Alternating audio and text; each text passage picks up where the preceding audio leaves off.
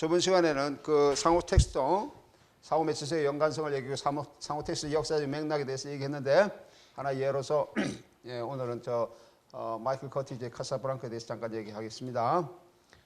암시적 상호 텍스트성, 저번 시간에 내가 이론적으로 쭉 설명했는데 조금 더 이렇게 요점적으로 얘기한다 그러면은 인용, 암시, 회상, 기억 등 상호 텍스트 요소들이 명백하게 드러나지 않은 채 텍스트 내에서 내재되어 있는 것을 얘기한다. 명백하게 드러나는 것을 우리는 명시적 상호 텍스트이다 그렇게 얘기하죠.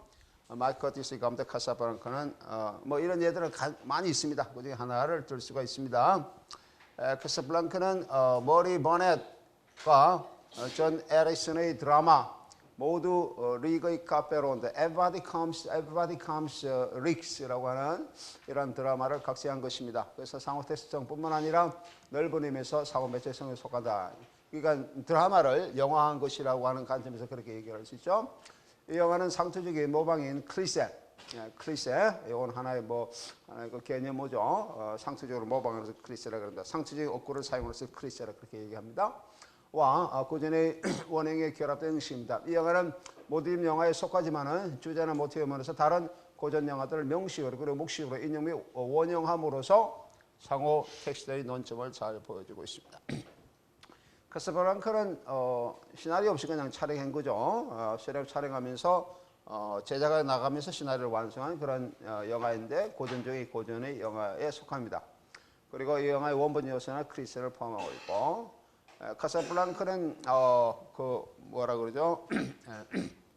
모로코 북아프리카의 서쪽에 맨 왼쪽에 있는 그런 나라에 있는 도시죠. 유명한 도시입니다. 휴양지로서 유명하고 그러죠. 카사블랑카.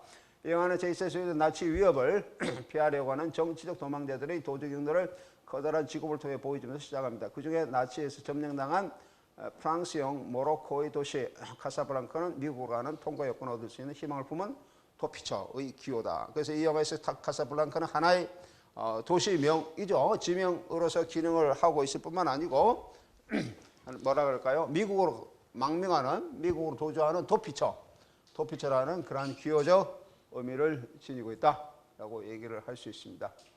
또한 카사블랑카에서 모로코 이국적인 풍경과 어울려 아랍풍의 멜로디도 카사블랑카를 마술적인 장소로 환기시키고 있습니다.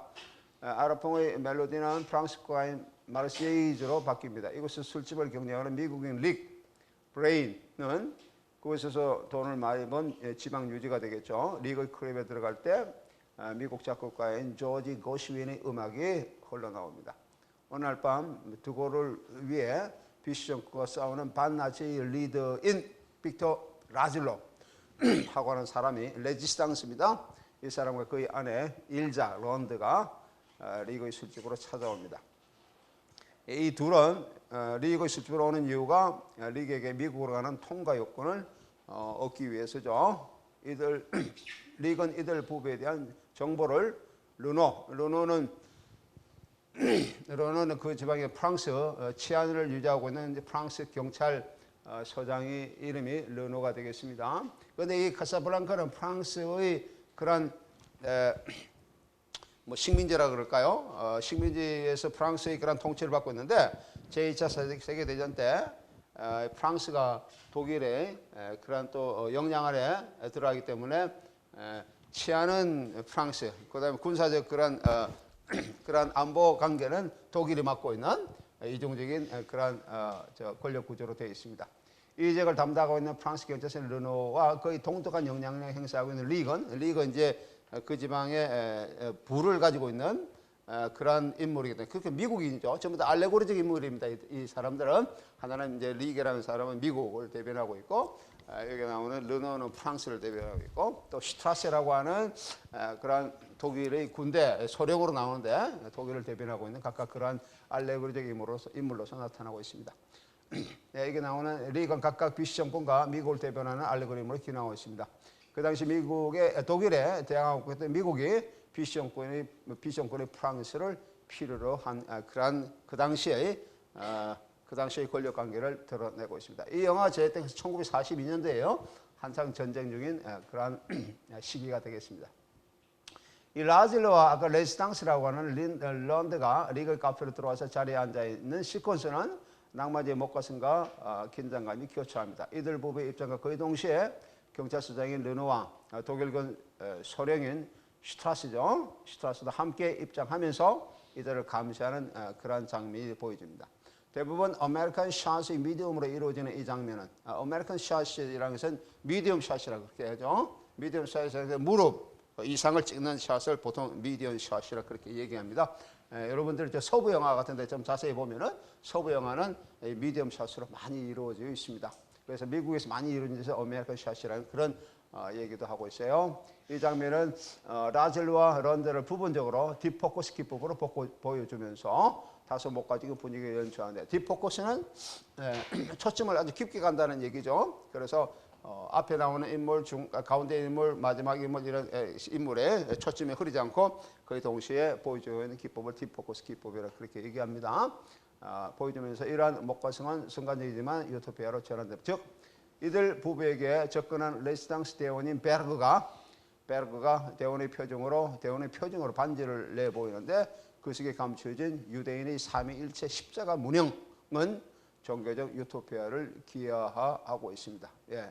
이게 이제 리카파에 들어와서 이 레지스탕스가 앉아 있는데 독일하고 프랑스의 그런 그 치안 유지 그다음에 그 보안 담당 이런 사람들이 감시를 하고 있어요. 벌써 정보를 알고 감시를 하고 있는데 어떤 사람이 뭐 무슨 상인처럼 와가지고 그 접선을 하고 있는 거죠. 이른바. 그래서 레지스탕스 접선하면서 반지를 착 이렇게 보여주는데 반지의 문양이 이런 것을 보여주고 있다라고 하는 겁니다. 다시 말하면 뭐가 있죠? 유대인의 삼위일체 십자가 문양으로서 종교적 유토피아를 기하고 있다. 이러한 현실의 층위를 순간적으로 벗어난 유토피아는 다시 현실로 돌아오면서 긴장감이 보여집니다. 즉 관객에게 딥포커스로 현실 비현실의 현실의 공간을 동시에 보여주면서 긴장감이 팽팽한 현실 속에서 둘러싸여 있는 비현실의 유토피아를 중증적으로 보여주면서 긴장감을 더욱더 고조시키고 있습니다. 예, 런드와의 대면 장면에서 리건 아주 짧았던 잃어버린 사랑의 감정이 다시 되살아납니다. 예, 이제 요걸 알기 위해서는 요 관계를 좀 알아야 돼요. 요 부분이 린자라고 하는 그런 여성이에요. 잉그리드 버그만이라고 그 당시에 굉장히 유명한 그런 여배우였죠. 그래서 이 여성과 리기라고 하는 그 험버트죠. 험버트라는 리기라고 하는 그런 사람도 릭도 이게 카사블랑카에 오기 전에는 파리에서 레지스탕스 대원으로 같이 일을 했습니다. 이 린자하고 같이 했죠. 일자 린자하고 같이 했는데 어쨌든 사연으로 인해서 아까 얘기하는 라즐러도 같이 이제 이렇게 레지스탕스 대원을 했는데 라즐러가 부상을 당하자 이 일자 린더가 일자가 저 누굽니까? 일자 린더가 그 버즐러한테 관심이 이제 기울이게 됐어요. 부상을 당했기 때문에. 그래서 이 두 사람이 연인 관계 레지스탕스 대원이면서 연인 관계를 형성하고 있었는데 그 관계가 이 여자의 그런 관심이 아까 얘는 그 라즐러죠. 라즐러에게 이렇게 기울이면서 원래 이제 다시 카사블랑카로 또는 다른 곳으로 도피하는데 오지는 않고 만나기로 했지만은 이 여자가 나타나지는 않습니다. 나타나는 대신 이제 편지를 하나 보내서 갈 수가 없다는 그런 내용을 정하죠. 그게 유명한 이 영화에서 나오는 정거장 역 시퀀스가 됩니다. 정거장 시퀀스 그런 내용에서 혼자 이제 오하게 됐죠. 이제 그런 그런 어떤 이전의 개인적인 감정 이렇게 있었죠. 리그 입장에서 잃어버린 사랑의 감정이 되겠습니다. 이 영화의 중반부에 플래시백으로 삽입된 정거장 시퀀스 아까 얘기했죠. 이러한 사랑을 보여주고 있습니다. 그리고 그 앞에의 피아노 연주 샘, 여기 샘이죠. 흑인으로 나오는 샘입니다. 샘이 부르는 유명한 노래 시간이 흘러가죠. As Time Goes By 라고 하는 그런 노래가 있었는데 이 노래는 이 런드와 아까 카페 주인은 리기 프랑스의 레지스탕스 시절에 함께 즐겨 부르고 즐겨 듣던 노래였어요. 그래서 이 노래는 이 두 사람 애정 관계를 표시하는 노래였는데 이제 리기 카페를 차리고 카사블을 차리고 이 샘도 같이 와가지고 노래하는데 그 노래는 절대 하지 말라라고 이제 리기 이 사람한테 얘기를 한 거죠. 아주 지시된 내용이기 때문에 그런 걸 안 하고 있었는데 이 여자가 갑자기 찾아와서 이 노래를 연주해 달라고 부탁을 합니다. 부탁을 하니까 이제 이 샘이 깜짝 놀라죠. 그 노래는 안 된다고 그랬는데 그걸 어떻게 연주를 하느냐. 그러니까 이제 부탁하니까 연주를 하게 됩니다. 그게 이제 이게 나온 As Time Goes By라고 그렇게 됩니다. 이러한 장면을 연결하는 서사의 기능을 하고 있습니다. 그 가사는 다음과 같습니다. 당신이 이것을 기억해요. 키스는 다만 키스고 그리움은 다만 그리울 뿐 시간이 흘러가도 근본적인 것은 그대로인데 라고 하는 뭐 그런 가사가 되겠습니다. 샘의 노래 가사가 어우러지는 샘의 노래 가사가 어우러지는 런던의 표정이 크롭되면서 낭만주의적인 기억과 사랑의 모티브는 열정적인 유혹의 모티브로 이제 교차되고 있습니다. 이 노래의 서사의 기능은 이후에 나오는 파리에서의 낭만적인 사랑의 시퀀스와 이별의 정거장 시퀀스를 마치 프래시포워드처럼 선취하면서 보여주고 있습니다. 예, 요 관계를 잠깐 좀 스킵하면서 보도록 하겠습니다. 그래서 여기서 다시 잠깐 와서 보겠습니다. 통과를 끌고 런던 입장에서 우위에 있는 리그한테 파리 시절 그녀의 품었던 일정이 다시 불타오르기 시작합니다. 불행한 사랑과 그로 인해서 야기된 도주라고 하는 근원적인 서사의 원형. 이건 굉장히 우리가 여러분들이 그 책이나 아니면 고전적 소설에서 굉장히 많이 나오는 그러한 하나의 그 서사 내용이죠. 불행한 사랑 또는 이루어질 수 없는 사랑과 그것에서 야기되고 있는 도주, 도피 또 그게 나타나 있는 죽음 뭐 이런 거는 굉장히 고전적인 서사의 원형인데 이게 이제 영화로 이렇게 묘사되고 있습니다. 여기서 카상브랑카라는 약속의 땅에 미국으로 가는 통과 지역의 메타포로서 기능합니다. 이 메타포와 함께 기다림의 모티브가 작동하고 있습니다. 해설자는 약속의 땅으로 가기 위해 기다림을 강조하고 있습니다. 기다림의 모티브와 함께 카사블랑카에서 순수의 모티브도 강하게 작동하고 있습니다. 순수한 자는 약속의 땅에 도달할 수 있지만은 그렇지 못한 자는 갈 수 없다라고 하는 성경적 모티브가 이게 이제 성경적 모티브죠. 약속의 땅이라고 해서 여기서 미국을 얘기합니다. 모티브가 같이 기다림의 모티브가 같이 작동을 하고 있습니다. 라즐과 런던은 전자에 속하지만 릭과 경찰서장 르노는 후자에 속합니다. 파리시 릭과 런던은 사랑하는 사이였지만 런던은 부상을 당한 라즐에게 되돌아가기 위해서 릭을 떠납니다. 런던은 라즐의 부상을 위해서 자신의 사랑을 희생한 것입니다. 이러한 런던에 대한 열정이 릭에서 다시 일어납니다. 그들의 사연을 아는 피아니스트 샘이 두 사람의 추억에 시간이 흘러가도록 연주하여 그들을 놀라게 합니다. 과거에 이루지 못한 잃어버린 사랑을 위해 런던을 붙잡아 두려는 생각으로 본민하는 릭은 처음에는 냉대했지만 쫓기는 몸인 라즐로에게 런던가 절실히 필요함을 알고 그들의 도울 결심을 합니다. 통과 여건을 얻기 위해서는 큰 돈이 필요하지만 릭은 돈 대신 희생적 사랑으로 그렇게 대신합니다. 희생의 모티브는 불행한 사랑의 주제와 함께 이 영화를 관통하고 있습니다. 릭은 런던가 왜 자신을 피하려 하는지를 알지 못하기 때문에 불행한 사랑을 하고 있습니다. 라즐로는 부인이 런던가 왜 릭에게 마음을 두고 있는지 알지 못하기 때문에 역시 불행합니다. 런던은 릭이 왜 자신과 라즐로가 도망하게 하는지도 모르기 때문에 불행한 사랑에 빠져 있습니다. 이 세 사람이 다 불행한 거예요. 불행의 사랑의 모티브가 세 사람 각각 이러한 이유 때문에 불행한 모티브로 작동하고 있습니다. 세 사람 다 그런 관계를 정확히 알지 못하기 때문에 더욱더 불행한 사랑이다 라고 얘기를 할 수가 있습니다. 릭은 나치의 눈을 피하여 경찰서장 런던으로 움직여 두 사람이 통과를 준비합니다. 이었고 이브리시가 다가오고 착담한 마음이 들어가는 런던은 서로 응시한 채 런던을 틀어버리고 릭은 사라진 비행기를 한동안 바랍니다. 이 영화에서 나오는 비행기는 순수함과 비순수함을 구분짓고 있는 상징으로 작동하고 있습니다. 그 다음에 이 부분이 지금 내가 얘기하려고 하는 상호 텍스트성 부분입니다. 카사블랑카에서 여주인공인 일자 런던은 19세기 이래로 문학과 예술에서 널리 사용된 소재인 파머바트라의 이미지를 보여주고 있습니다. 험프리 보카트가 리그 역할을 한 카사블랑카는 해밍웨이의 주인공을 이미지 연상적으로 묘사한 하워드 혹스의 소유와 무소유라고 하는 그러한 영화가 있습니다. 소유와 무소유, 이게 1944년대 영화인데요. 44년대 영화인데 이거와 상호 텍스트를 지니고 있습니다. 우리가 카사블랑카는 1942년이고 2년 후에 만든 영화가 이 소유와 무소유인데 이 영화가 상호텍스트 지니고 있다는 것이죠.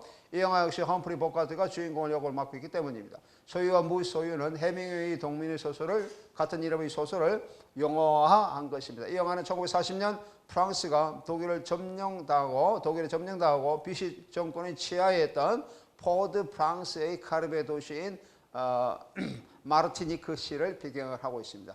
이 영화는 스페인에서 파시스트에 대항하던 또 다른 릭인 헤리 스티브 모군을 묘사하고 있습니다. 드골편에 서 있는 섬 주민과 이들을 통제하고 있는 프랑스 비쇼권의 경찰 권력과의 갈등을 묘사하고 있는 이 영화에서 레스탕시 편에 서 있는 호텔은 카사블랑카에서 릭의 카페와 유사하게 묘사되고 있습니다.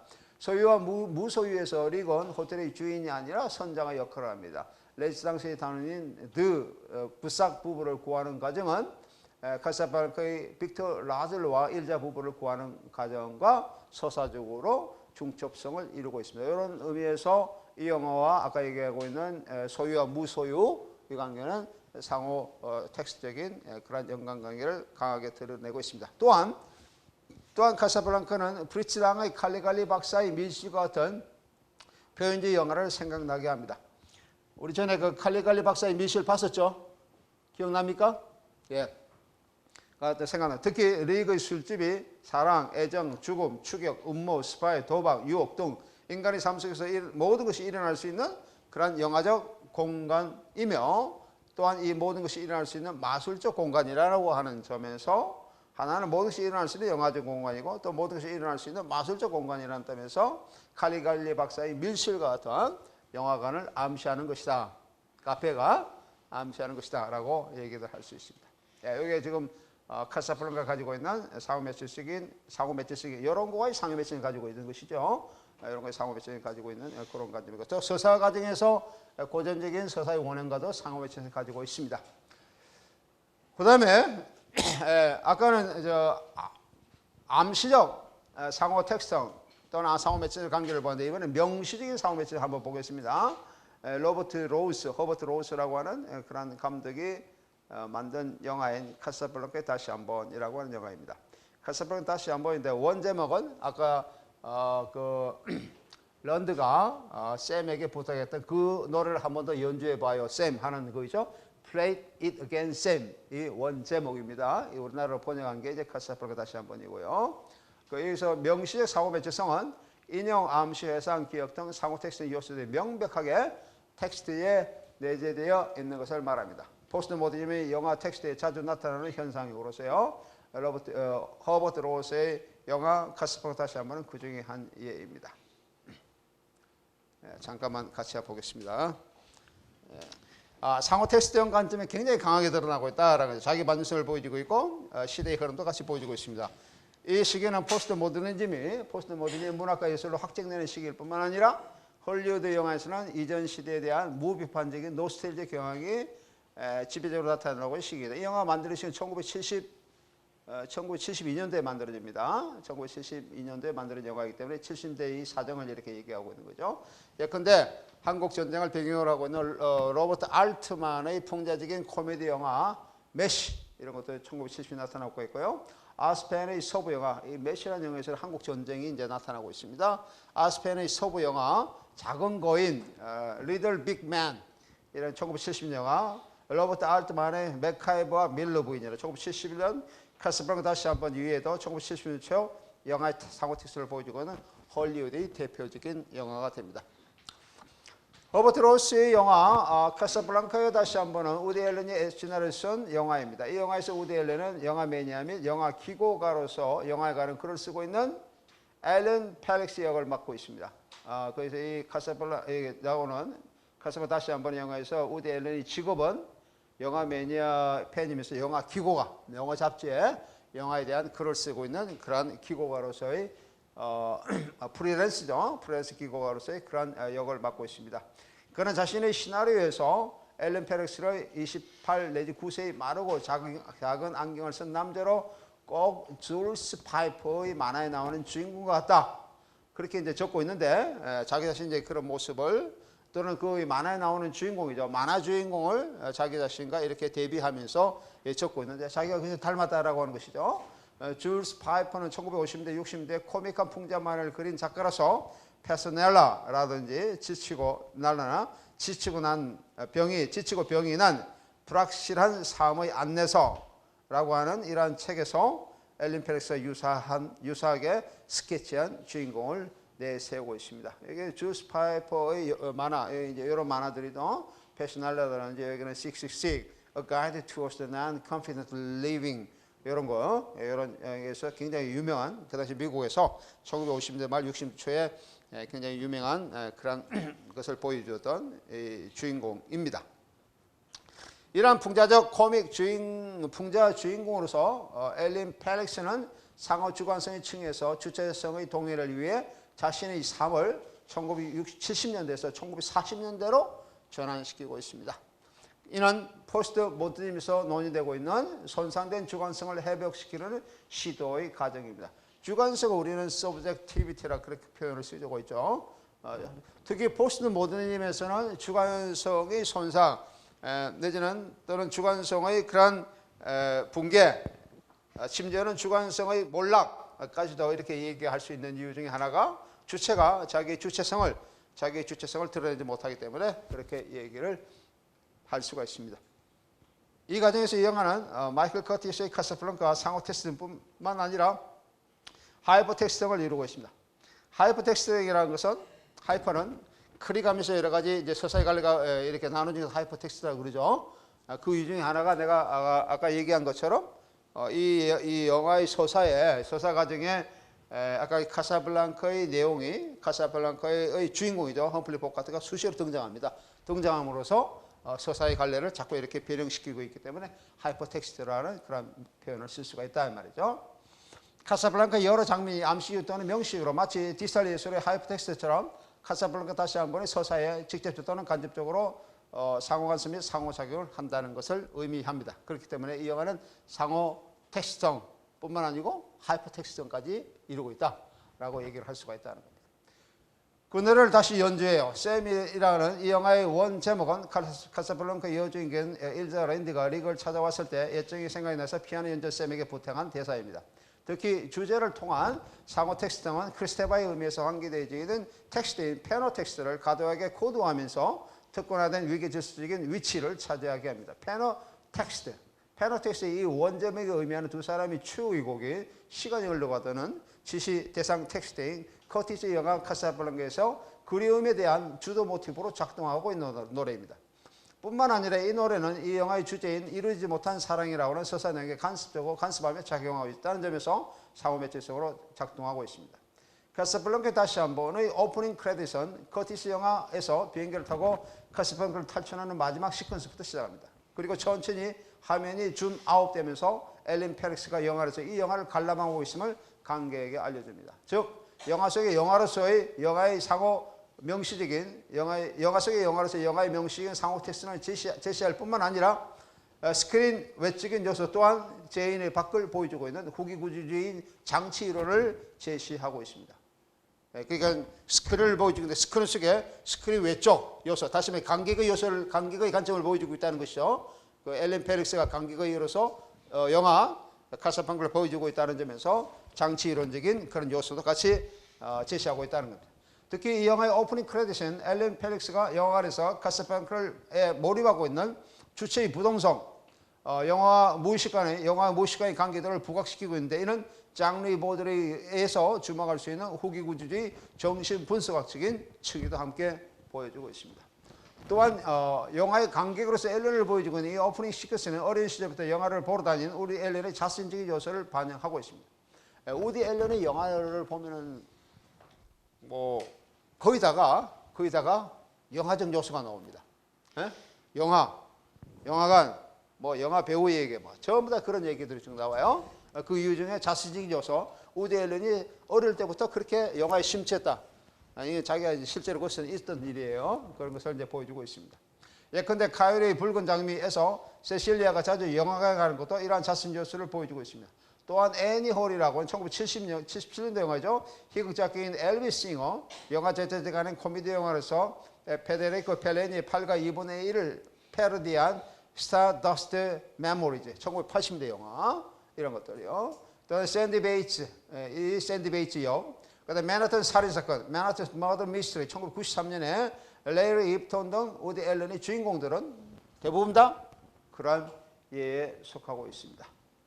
더 나아가 카사블랑카 다시 한번 오프닝 크레딧은 우디 앨런이 이 영화에 몰입되어 포스트 모더니즘 측에서 주체가 새로운 감수성으로 이어질 것임을 강하게 감시하고 있어요. New sensibility, 독일이라면 노예 젠지빌리테트라고 얘기할 수 있는데 이 새로운 감수성의 관점도 이 포스트 모더니즘의 중요한 문학적인 또는 예술적인 그러한 주제로서 나타나고 있습니다. 새로운 감수성이라는 것은 감수성이라는 용어는 낭만주의에서 많이 나타나고 있는 거죠. 낭만주의의 그런 잃어버린 어떤 사랑을 다시 되찾으려고 하는 추억을 되찾으려고 하는 그런 시도, 낭만주의에서 많이 나타나고 있는데 이런 낭만주의적 요소들을 새롭게 이제 등장시킴으로써 아까 얘기했던 잃어버린 주체성을 회복하기 위한 시도로서 이런 새로운 감수성이라는 주제가 많이 나타나게 된다라고 하는 것이죠. 특히 포스트모더니즘의 새로운 주관성을 추구하는 과정에서 드러나고 있는 하나의 그 주제적 특징이기도 합니다. 특히 문화에서 강하게 부각되는 새로운 감수성은 포스트모더니즘에서 손상된 주관성을 다시 회복하기 위한 미학적 전략으로 작동하고 있습니다. 이 영화에서는 이제 주제가 사랑이기 때문에 사랑의 추구, 잃어버린 이루어지지 않는 사랑의 추구라고 하는 감정에서 이러한 새로운 감수성이라는 요소가 강하게 작동하고 있다 라고 얘기를 할 수 있습니다. 카사블랑카 다시 한번 시작 시퀀스는 릭 브레인이 여긴 험프리 보카트가 일자람들을 살아가지만 떠나보내야 했던 장면을 텍스트로 인용하고 있습니다.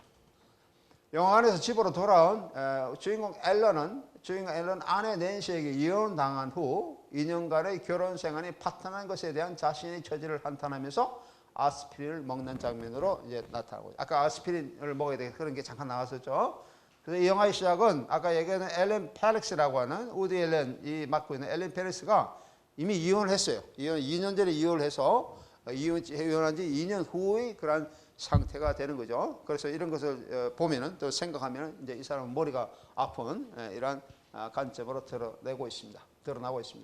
앨런의 영화 매니아 성향이 이혼이 주된 이유가 된다는 것은 이 영화가 메타 영화의 특성을 지니고 있음을 부각시키고 있습니다. 신경증 또는 두통 또는 삶의 고통에 대한 진정제로서의 아스피린 모티브는 이 영화에서 몇 차례 더 나타나고 있습니다. 이는 영화 안에서 일상적 사물의 전환이 영화를 보고 이제 일상 삶으로 돌아오는 거죠. 전환이 마치 꿈에서 깨어난 것 같이 주체의 분열을 암시하고 있습니다. 영화 볼 때는 괜찮은데 자기 일상으로 돌아오면 이 사람은 머리가 아파요. 머리가 아프고 두통이 나고 아주 신경적인 그런 증세가 보이고 이런 것을 이제 주체의 분열을 암시하고 있다는 것이요. 진정대가 없으면 일상적인 삶이 영역이 되기 어려운 뭐 이런 것을 보여주고 있습니다. 또한 앨런의 침실에 보카트의 커다란 사진뿐만 아니라 존 휴스턴 감독의 태평양을 건너서 Across Pacific 아까 그 큰 장면에서 나왔죠. Across Pacific 아까 나왔습니까? 예, 여기 부분이 있네. 예, Across Pacific. 아주 커다란 이런 포스터들이 굉장히 많이 붙어 있는 아스피린 2알 먹어야 되겠다 이런 합의도 나오죠. 예, 이게 Across Pacific 이 커다란 영화 포스터에서 보카트의 이미지가 강하게 보이는데 이런 앨런이 자신의 분열된 주체를 보카트와의 상호 주관성을 통해서 보상하려고 하는 시도로 이해할 수가 있습니다. 특히 보카트의 사진은 롤랑 바르트의 의미에서 유령 이미지를 제시하고 있습니다. 또한 앨런의 집 입구에 붙어있는 커다란 카사블랑카의 포스트의 보카트 이미지에서 이러한 관점을 주목할 수가 있습니다. 아내 렌시와 헤어진 이후 이어지는 집의 시퀀스에서 앨런은 보카트와의 마치 꿈과 같은 환상 속에서 대화를 나누고 있는데 이러한 환상 시퀀스에서 명시적 상호 텍스트를 명확하게 하고 있습니다. 잠깐 볼까요? 어떻게 나타나고 있는지요? 마치 영화를 앉아서 영화를 본 것 같은 그런 미장센을 보여주고 있습니다. 카사블랑카 다시 한 번은 카사블랑카의 험프리 보카트가 앨런의 해설자로서 몇 차례 더 등장시킵니다. 영화에서 험프리 보카트는 도상적 헐리우드의 상징의 기능을 하고 있습니다. 특히 보카트가 카사블랑카에서 입었던 옷을 그대로 입고 나와서 이미지 동영상을 유지하면서 하이퍼텍스트의 서사를 형성하고 있는데 이러한 환상 시퀀스는 분대 주체를 제시한다는 점에서 크리스테브 의미에서의 코라를 나타내고 있습니다. 개연성의 분절로서의 코라의 의미는 개연성이 분절된다는 의미인데요. 코라는 무의식에서 주체가 자신의 또 다른 자아와 부딪히는 부정의 장소를 의미합니다. 코라는 장소적인 그런 의미를 지니고 있습니다. 하지만 부정적 장소를 의미한다는 것이죠. 또는 이러한 환상 시퀀스에서 데르다의 의미에서 유령과 같은 이미지로서 차인의 이미지를 보여주고 있습니다. 즉 타자로서의 유령을 얘기합니다. 보카트는 두 번째로 등장하는 환상 시퀀스에서 이러한 유령 이미지 속에서 거울 속에서 전개되면서 이미지와의 충동성을 심화시키고 있습니다. 아까 두 번째 등장하는 곳에서 거울 속에 등장하는 장면을 봤었죠. 그런 것을 얘기를 하고 있습니다. 이 시퀀스 바로 앞 시퀀스에서도 앨런은 친구 부부인 딕과 린다의 대화를 하면서 자신을 신체적 장애를 지닌 프랑스 인상주의 화가 앙리 드 뚜루즈 로텔에게 비유하고 있는데 이는 보카트라고 하는 모더니즘 알레고리 인물과 대조적으로 앨런의 현실에서 두려움과 고통 등으로 포스트 모더니즘의 손상된 주관성을 보여주고 있습니다. 요 주제에 대해서 앙리 드 로트리, 요거는 이제 물랑 루즈라고 하는 영화에서 이런 화가, 이 화가는 앙리 드 루즈 로텍이라는 화가는 그 19세기 말에 프랑스의 그 화단에서 불행한 화가로 나타나고, 이 사람이 좀 신체적 장애, 소아마비 등 신체적 장애가 있는 그런 화가였어요. 화가인데 이제 자기의 그런 살고 있는 시절에서는 화가로서의 그런 빛을 발하지 못했습니다. 다시 말하면은 그 자기가 그린 그림도 팔리지 않고 굉장히 불우한 삶을 지냈던 그 화가로서 많이 나타나는 것이 이 툴루즈 로테르의 화가입니다. 이거 우리가 아마 한두 시간 후에 물랑 루즈라는 영화를 내가 잠깐 소개하게 될 거예요. 그때 한번 더 등장한 인물입니다. 이 시퀀스에서 앨런과 린다가 소개한 사진자 조스 샤론 레이크와의 만남을 준비하고 있는데, 이제 여러 사람을 만남이 되는 거죠. 유령처럼 나타나는 보카트가 방 안에서 커다란 거울 속에서 앨런과의 대화를 나눕니다. 이 거울 속에서 곧 만나기로 한 샤론이 나타나서 앨런과 대화를 하는데, 이 장면에서 어두워지면서 마치 영화 속의 영화 장면처럼 관객에게 미장아빔의 이미지로 제시됩니다. 즉, 이 거울 시퀀스에서 유아적인 주관성이 하드보일드한 모더니즘 영화풍의 필립 루아르의 그런 주관성으로 전환됩니다. 보카트가 퇴장한 후 카사블랑카의 주제기인 피아노고, 시간이 흘러가서 에스타인 고즈바이의 노래가 들리면서 흘러가는 시간의 주도 모티프가 잃어버린 사랑과의 재회 모티프처럼 꿈속의 시퀀스에서 샤론 레이크와의 재회가 이루어집니다.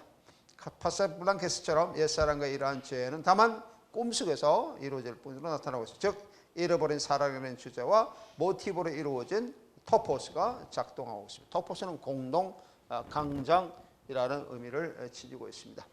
오늘 시간이 다 돼서 여기까지 하고요. 다음 시간에 계속 이어서 얘기를 하도록 하겠어요. 그만.